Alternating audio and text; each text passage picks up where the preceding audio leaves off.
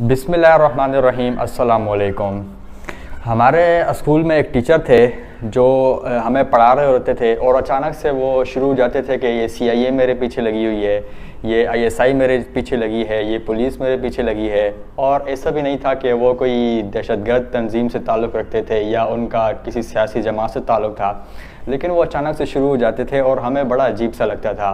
और इसके अलावा ऑफ़िस में भी हम देखते थे कि वो बैठे हुए होते थे और किसी से बातें कर रहे होते थे और वहाँ पर कोई मौजूद नहीं होता था। तो इस किस्म के बहुत सारे मसाइल होते हैं। बाद में हमने ये पढ़ा भी है कि ये मेंटल डिसऑर्डर होते हैं। तो इसी सिलसिले में हमारे साथ एक बहुत रेलेवेंट मेहमान मौजूद हैं जो कि ख़ुद साइकोलॉजिस्ट हैं। तो इसी सिलसिले में हम इनसे बात करेंगे। तो पहले तो सर आपका बहुत शुक्रिया कि आपने हमें वक्त दिया। फिर मेरा आपसे सवाल ये है कि इस तरह की जो अलामतें होती हैं जहाँ इंसान को डिलूजन्स आते हैं, जहाँ पर इंसान को हेलुसिनेशंस आती हैं जो कि शिज़ोफ्रेनिया के साइन सिम्टम हैं, तो सबसे पहले तो बताएं ये क्या होता है और इसमें किस किस्म की अलामतें आती हैं। बिस्मिल्लाहिर्रहमानिर्रहीम। आपका सबसे पहले तो बहुत शुक्रिया कि आपने मुझे इनवाइट किया। और आपका जो क्वेश्चन है, आपने बोला है कि कुछ लोगों को हेलुसिनेशंस होते हैं, कुछ लोगों को डेल्यूजन्स होते हैं। तो इसके बारे में जानने से पहले अगर हम थोड़ी सी तमहीद बांध लें ना, तो मेरे ख्याल में आसानी हो जाएगी। दुनिया में ना दो तरह के मसाइल होते हैं, दो तरह की, या इस तरह से कह सकते हैं दो तरह की बीमारियां होती हैं। एक होती हैं हमारी जिस्मानी बीमारियां, दूसरी होती हैं हमारी जहनी बीमारियां, जिनको नफ्सियाती बीमारियां कहा जाता है अगर इसकी नफ्सियात की टर्म्स में देखा जाए।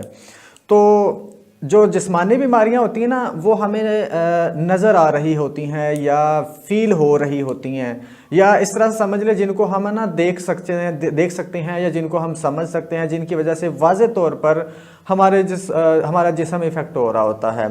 अच्छा, वो वाली जो बीमारियां होती हैं, डॉक्टर्स हमें उसके बारे में बताते हैं कि जी आपको ये मसला है, और उसके बारे में टेस्ट वगैरह भी हमारे सामने होते हैं, तो इसलिए हम उसको मान लेते हैं कि ये वाकई ही बीमारी है और इसका हमें इलाज करवाना चाहिए। दूसरी किस्म की बीमारियां जो होती हैं, नफ्सियाती बीमारियां होती हैं, वो ऐसी बीमारियां होती हैं जो हमें नज़र नहीं आ रही होती, जो हमें फील तो होती हैं लेकिन हम उनको फील नहीं कर पा रहे होते। उसकी वजह भी ये होती है कि उसका हमें नॉलेज ही नहीं होता, इल्म नहीं होता, इस वजह से हम उसको समझ नहीं पाते, उसका कोई इलाज नहीं करवा पाते।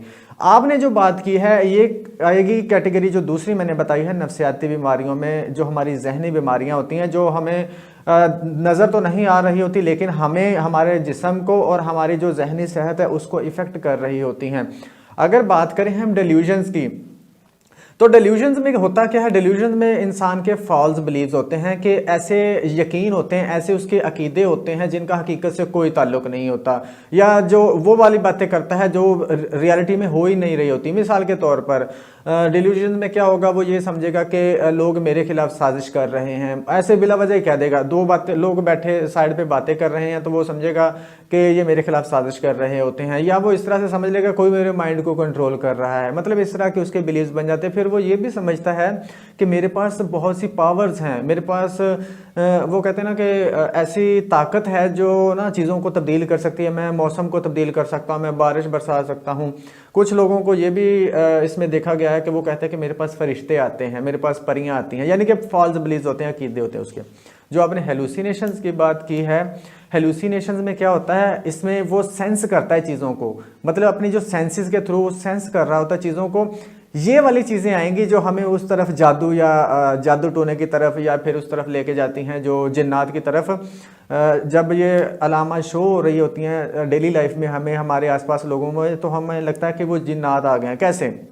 इसमें चीज़ों को वो सेंस करता है, या तो उसको चीज़ें नजर आएंगी, वो चीज़ें जिनका रियलिटी में ताल्लुक ही कोई नहीं, जिनकी रियलिटी वो एग्जिस्ट ही नहीं करती, वो नज़र आएंगी। यानी कि उसको या तो अजीब तरह से मखलूक नज़र आ रही होगी, या ऐसा शख्स नज़र आ रहा होगा जो उससे रिलेटेड ही नहीं होगा। दूसरी उसकी सेंस ये होती है कि उसको आवाज़ें सुनाई दे रही होती हैं, वो समझता है कि मुझे इस तरह की आवाज़ें आ रही हैं, मुझे कोई बात कर रहा है, मुझे ये पैगाम दे रहा है, मतलब वो सेंस कर रहा होता है चीज़ों को। तो ये बेसिकली हेलुसिनेशंस होते हैं, और ये प्योरली मेंटल डिजीज़ है, नफ्सियाती मसला है। ये कोई इसका ऐसा वैसा जिन्नात वाला या तो कोई साजिश नहीं कर रहा होता, ये नफ्सियाती मसला होता है। अब सबसे इम्पॉर्टेंट बात ये कि ऐसा होता क्यों है, ये होता है आपके अनकॉन्शियस की वजह से, आपके लाशऊर की वजह से। बहुत सारी चीज़ें आपके लाशऊर में दबी हुई होती हैं, वो बाहर निकल के आती हैं, जो ऐसा लगता है कि रियलिटी है, वो उस बंदे को लग रहा होता है, हालांकि वो रियलिटी नहीं होती। अच्छा, हम इसके कॉजेज़ की आगे चल कर डिटेल में बात करते हैं, लेकिन आपने अगर अभी जादू का जिक्र किया, तो क्या ऐसा मुमकिन होता है कि हम जादू के ज़रिए किसी इंसान को बीमार कर दें, या किसी फ़ौज को उसके पीछे लगा लें, किसी इंसान को उसके पीछे लगा लें, हम किसी को मार दें? तो क्या ऐसा मुमकिन है? क्योंकि अक्सर इस तरह की मिसकॉन्सेप्शन पाई जाती हैं। जी देखें, ये ना एग्जिस्ट करता है, इस पे तो हमारा ईमान है एज अ मुस्लिम के ये चीज़ एग्जिस्ट करती है जादू टूने वाली, क्योंकि आप सल्लल्लाहु अलैहि वसल्लम पर भी ये हुआ था। लेकिन अब यहाँ पर सवाल ये पैदा होता है कि ये कितने परसेंट होता है और कितने परसेंट लोग करवाते हैं या करते हैं, या ये सबसे इम्पोर्टेंट सवाल है। अब देखा गया है कि 99% जो प्रॉब्लम्स होती हैं वो नफ्सियाती होती हैं, 99%। सिर्फ 1% से भी कम चीज़ें केसेस ऐसे होंगे जिनमें जादू की बात होगी या जिन्नात की बात होगी। तो ये एग्जिस्ट करता है, लेकिन ये इतना आम नहीं है, इतना नॉर्मल नहीं है कि हर बंदा जादू करवाता फिरे या हर बंदा उससे इफेक्ट होता फिरे। ऐसा बिल्कुल नहीं है, होता है लेकिन इस कदर नहीं होता जिस कदर हमने बना दिया है। इस बात को थोड़ा सा आगे लेके चलते हैं। हमने बहुत देखा है, ख़ास तौर पर मैंने कराची में देखा है कि बैनर्स लगे होते हैं, वॉल चेकिंग हुई होती है कि बंगाली बाबा है, आपके कारोबार की बंदिश हुई है, या इस तरह की जो चीज़ें होती हैं। तो जब ये चीज़ें इतनी फैली हुई नहीं है, जिस तरह आपने कहा 1 या 2% होता है, तो फिर ये चीज़ें इतनी क्यों पाई जाती हैं? लोग इतना इस पर बिलीव क्यों करते हैं? ये ना वो कहते हैं ना कि दुनिया में बेशुमार बिजनेसेस एग्जिस्ट करते हैं, उन बिजनेसेस में से एक बिज़नेस ये वाला भी है।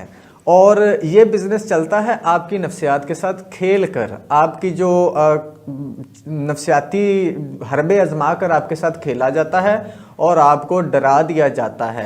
अच्छा, कुछ माशरे होते हैं जिनके अंदर ये वाली ना चीज़ें बहुत गहराई में ना डाल दी गई होती हैं। ये खुद ब खुद नहीं आती, ये हमारे अंदर डाली गई हैं। हमारे बस इसकी गहराई में ना जाए कि वो इसके पीछे कौन सी चीज़ें हो सकती हैं या कौन से फैक्टर हैं। ये हमारी सोसाइटी, ख़ास तौर पर ये बरसगीर के जो लोग हैं ना, इनके अंदर ये इस कदर गहराई में जमी हुई है ना चीज़ें कि हमें वो लगाया गया था कि हमने इस्लाम की तरफ जाना है, हमने कुरान की तरफ जाना है। वो उस चीज़ को इन्होंने इस्तेमाल करते हुए ना लोगों ने इसको अपना बिजनेस बना लिया है। और आपको पता चलेगा कि ऐसे ऐसे लोग जो कभी जिन्होंने नमाज नहीं पढ़ी, जिनको कलमा नहीं आता, जिनको दरूद नहीं आता, जिनको कुरान की एक सूरत तक नहीं आती, वो भी बाबे बन के, पीर बन के, फ़कीर बन के बैठे हुए हैं। इसकी यही वजह है कि उनको पता है कि जो बड़े सगीर के लोग हैं ये नफ्सियाती तौर पर इनको ये वाला कार्ड फेंक के तो इनको चलाया जा सकता है, इनको डराया जा सकता है। अब ये वाली चीज़ें आम क्यों हैं, अब उसके पीछे मैं आपको बताता हूँ। एक टर्म होती है जिसको हम कहते हैं, ये वाली टर्म मेरे अब जहन से निकल रही है, चले आगे जाके अगर जहन में आती तो मैं आपको बताता हूँ। ये वो वाली टर्म होती है कि जब इंसान को ना मतलब कि झूठी तसल्ली जिसमें दी जाती ना, वो झूठी तसल्ली उसको मिलती है तो वो सेटिस्फाई हो जाता है, वो सेटिस्फाई हो जाता है और वो समझता है कि अब मैं ठीक हूँ। इसी तरह से ये बाबे जो पीर फकीर होते हैं, ये जब उनके पास जाते हैं ना तो हमारा एक यकीन बना होता है, अकीदा होता है कि इनके पास अगर जाएंगे तो हम ठीक हो जाएंगे। अब उनके पास जाता है कोई बंदा, कोई औरत जाती है, कोई मर्द जाता है, तो वो थोड़ा सा तवीज़ दे देता है, हालांकि उसको पता ही नहीं उसके ऊपर क्या लिखा है। वो पानी में डालता है, वो पीता है, वो ठीक हो जाता है। ये बाबा जी ने ठीक नहीं किया, ये उसके अपने अकीदे ने, उसके अपने यकीन ने ठीक किया है। ये वाली चीज़ होती है कि आपका जो यकीन है, आपके यकीन के साथ आप वो लोग खेलते हैं। उनको पता है कि अगर ये मेरे पास आ गया तो ये मेरे पास यकीन के साथ ही आएगा, तो वो यकीन हम कर लेते तो हमारी बीमारी ठीक हो जाती है। सारे बिलीव का मसला होता है, सारे यकीन का मसला होता है। अच्छा, मतलब बिलीफ सिस्टम के जरिए ये काम करता है। अक्सर लोग मैंने देखे वो कहते हैं जी बिलीफ सिस्टम के साथ आपके साथ खेलते हैं, ये आपके बिलीफ सिस्टम के साथ। अच्छा, फिर हम ये नफ्सियाती बीमारियों की बात करें और ख़ास तौर पर अगर हम शिज़ोफ्रेनिया की बात करें तो इसके कॉजेज़ क्या होते हैं, इसके रिस्क फैक्टर क्या होते हैं, कौन से लोग रिस्क पर होते हैं? इसका जो सबसे पहले तो इसका जो रिस्क फैक्टर होगा वो आपका जो जीनेटिक्स होगा, जीन्स, यानी कि अगर आपकी, सबसे पहले हम देखते हैं फैमिली हिस्ट्री, माँ बाप ने अगर किसी को, यानी कि आप जी अगर आपकी फैमिली के अंदर पहले किसी को था, वालदा को था या आपके वालिद को था, यानी कि मदर या फादर में से किसी को था, तो ये चांसेस हैं कि वो औलाद में भी आ जाए। दूसरा फैक्टर ये होता है कि जेनेटिक्स, मैंने आपको बोला हिस्ट्री होगी तो फिर जेनेटिक्स के थ्रू आपकी वालदैन से बच्चे में वो ट्रांसफ़र हो सकते हैं जीन्स। उसके अलावा क्या है, उसके अलावा आपके एक हमारी जो बायोकेमिस्ट्री है ना, जो ब्रेन की केमिस्ट्री है, उसको उसके अंदर कुछ केमिकल्स होते हैं, हमारा ब्रेन है ना कुछ केमिकल्स रिलीज कर रहा होता है जिसको न्यूरोट्रांसमीटर्स बोला जाता है। अगर वो कुछ मखसूस केमिकल्स होते हैं, अगर उनमें गड़बड़ हो जाए, उनका बैलेंस डिस्टर्ब हो जाए तो भी वो कॉज कर सकते हैं इस चीज़ को। इसके अलावा कोई ट्रॉमा भी हो सकता है, सदमा भी हो सकता है जिसकी वजह से हमें ये हो सकता है, और किसी तरह का अब्यूज़ भी हो सकता है, वो ख़ास तौर पर जो बच्चों के साथ चाइल्डहुड में अगर हुआ हो तो वो भी इसको कॉज कर सकता है। तो यहाँ पर एक और सवाल भी उठता है कि अगर किसी इंसान को इस तरह की प्रॉब्लम्स हों तो क्या उसे शादी करनी चाहिए या नहीं करनी चाहिए, क्योंकि अगर वो करता है तो वो अपने बच्चों को भी ये बीमारी गिफ्ट कर सकता है। जी, ये चांसेस तो हैं, इससे डिनाई नहीं किया जा सकता, लेकिन ये वाली बात भी नहीं है कि लाजमी बच्चों को होगा। चांसेस हैं कि हो सकता है, रिस्क फैक्टर है, लेकिन ये एक हाँ रिस्क फैक्टर है। इसको रिस्क फैक्टर के तौर पर हम देखेंगे सॉरी, रिस्क फैक्टर के तौर पर देखेंगे। ये नहीं कहेंगे कि आपको शादी नहीं करनी चाहिए, अगर आप शादी करोगे तो आपके बच्चों में चली जाएगी बीमारी, इसकी कोई गारंटी नहीं होती। हो जाए तो हो जाए, ना हो तो ना हो, लेकिन इस वजह से हम शादी से नहीं रुकना चाहिए किसी को भी ना। अच्छा, एक अगला सवाल है कि जो बहुत इंपॉर्टेंट है, उसका जवाब मेरे ख्याल से आप ज़्यादा बेहतर दे सकते हैं। वो सवाल ये है कि हम मेंटल डिसऑर्डर को एक्सेप्ट क्यों नहीं करते। ये सब तो बहुत बात की बात है, अगर हम डिप्रेशन की बात भी करें ना तो हम जाकर नहीं कह सकते कि हमें डिप्रेशन है, क्योंकि लोग कहते हैं कि ये ईमान की कमज़ोरी है, मुसलमान को कैसे डिप्रेशन हो सकता है। और अगर किसी को पता चल जाए कि वो इंसान डिप्रेशन के लिए ट्रीटमेंट ले रहा है किसी साइकेट्रिक से, तो वो उसे मेंटल कहना भी शुरू कर देता है, इसलिए लोग ज़्यादातर इलाज करवाते भी नहीं हैं। तो क्या वजह है कि हम मेंटल डिसऑर्डर को एक्सेप्ट नहीं कर रहे आजकल के दौर में भी। ये ना कुछ चीज़ें होती हैं सोसाइटी के अंदर है ना, नेगेटिव चीज़ें होती हैं जो सोसाइटी के अंदर इस कदर मजबूत हो चुकी होती हैं कि वो वाली अगर चीज़ें हम बाहर निकालने की कोशिश करें या एक्सपोज करने की कोशिश करें किसी के सामने, तो वो सोसाइटी उसको इस तरह से स्टिग्मेटाइज कर देती है, उसको इस तरह से शर्मिंदा करती है, या उसको इस तरह से निशाना बनाती है कि वो अगला बंदा बेचारा एहसास कमतरी का शिकार हो जाता है। हमारे नफ्सियाती मसाइल उनमें से एक हैं। हमारी सोसाइटी के अंदर हमारा अलमिया ये है कि हमें ये शऊर ही नहीं दिया गया, ये तालीम ही नहीं दी गई, ये एजुकेशन ही नहीं दी गई कि जिस तरह से हम जिस्मानी बीमारियाँ जिस्मानी बीमारियाँ हम देखते हैं, हम फेस करते हैं, उसी तरह से नफ्सियाती बीमारियाँ भी फेस कर सकते हैं। अब आप मुझे बताएं, अगर किसी को कोई किडनी का प्रॉब्लम है तो उसने कभी उसको शर्मिंदगी हुई है किसी को बताते हुए, मतलब कि वो बता रहे होते हैं खुल के कि यार शायद मुझे कोई इसका इलाज मिल जाए, ऐसा ही है ना, वो इस तरह बता रहे होते हैं। अब यहाँ पर ये क्या है कि ये वाली चीज़ें हमें परवान इस तरह से चढ़ाई गई हैं कि इसमें हमें कोई शर्मिंदगी या कोई हेजिटेशन फील नहीं होती, या इस तरह से हमारी सोसाइटी का हिस्सा बन चुकी है कि कोई भी इसमें शर्मिंदगी फील नहीं करता, ना ही कोई आपको शर्मिंदा करता है। लेकिन जो नफ्सियाती बीमारियों की तरफ अगर आ जाए हम, तो इनको इस तरह से देखा जाता है कि अगर कोई आपको बता दे मैं डिप्रेशन का शिकार हूँ या मैं साइकोलॉजिस्ट के पास जाता हूँ, तो उसको हम क्या करार दे देते हैं, पागल करार देते हैं। और पागल, आपको पता है, पागल शख्स को अच्छी नज़रों से नहीं देखा जाता, उसको इतनी रिस्पेक्ट नहीं दी जाती, बल्कि उससे दूर ही रहा जाता है। तो ये चीज़ भी हो सकती है कि अगर मैं बताऊंगा तो लोग मुझे पागल समझेंगे, जब लोग मुझे पागल समझेंगे तो मुझसे दूर हो जाएंगे, मुझे अहमियत नहीं देंगे, मुझे वैल्यू नहीं देंगे। तो ये सबसे बड़ी वजह है कि हम नफ्सियाती बीमारियों को एक्सेप्ट नहीं करते। अच्छा, अगर हम अवेयरनेस फैलाना चाहें तो हम किस तरह से अवेयरनेस फैला सकते हैं ताकि लोग इन चीज़ों को समझें। जी, ये आपने बहुत अच्छा क्वेश्चन किया, और मेरे ख्याल में ये लाजमी होना चाहिए, और हम इसकी इंशाल्लाह कैंपेन चला भी रहे हैं, और इसको थोड़ा सा बड़े एरिया में लेके जाएंगे और बड़े लेवल पे लेके जाएंगे, इसको चलाएंगे। आपने बोला है कि इसको किस तरह से कम किया जा सकता है, इसको अवेयरनेस हम इस तरह से दे सकते हैं कि सबसे पहले तो हम जिन लोगों को नफ्सियाती प्रॉब्लम्स हैं, जिनको मसाइल हैं, सबसे पहले तो हम उनको रियलाइज़ करवाएं कि आप साइकोलॉजिस्ट के पास जाएँ, साइकोलॉजिस्ट के पास जाके अपना ट्रीटमेंट करवाएं, और जब वो नॉर्मल हो जाएं तो फिर हम उनको एक्सपोज करें सोसाइटी में, सोसाइटी के सामने लेके जाएं कि देखें जी, हमने इनको ये रियलाइज़ करवाया कि नफ्सियाती मसाइल होते हैं, नॉर्मल है जैसे जिस्मानी मसाइल होते हैं। फिर हमने इनको साइकोलॉजिस्ट के पास भेजा, तो आज देखें अल्हम्दुलिल्लाह ये लोग एक नॉर्मल ज़िंदगी गुजार रहे हैं। तो इसका मतलब है अगर ये नॉर्मल हो सकते हैं और अगर ये साइकोलॉजिस्ट के पास जा सकते हैं, अगर इनको रियलाइज़ हो सकता है कि नफ्सियाती मसाइल भी बंदे के मसाइल होते हैं, इनका इलाज कराना चाहिए, तो आपको भी कराना चाहिए। इस तरह से मेरे ख्याल में अगर कुछ लोग निकल के, जो साइकोलॉजिस्ट से जिन्होंने ट्रीटमेंट लिया है वो निकल के आ जाएं बाहर सोसाइटी में, तो इस तरह से अवेयरनेस क्रिएट की जा सकती है। इसके अलावा इसके साथ साथ एजुकेशनल जो इदारे हैं वो अपना बड़ा अहम रोल प्ले कर सकते हैं। अगर बच्चों को ही इस तरह से ग्रूम कर दिया जाए कि बेटा अगर आपको इस तरह का कोई प्रॉब्लम हो तो आपने लाजमी बताना है, तो चूंकि आपको पता है कि पूरी नस्ल निकल रही होती है तालीमी इदारों से, वो उन्होंने आके एक पूरा एक स्पेस लेनी होती है, जगह लेनी होती है दूसरों की, तो अगर उनका हम माइंड फ्रेश कर दें, उनका वो कहते हैं कि नफ्सियाती तौर पर, जहनी तौर पर उनको तैयार कर दे इस चीज़ के लिए, तो ये चीज़ें सेट होती जाएंगी।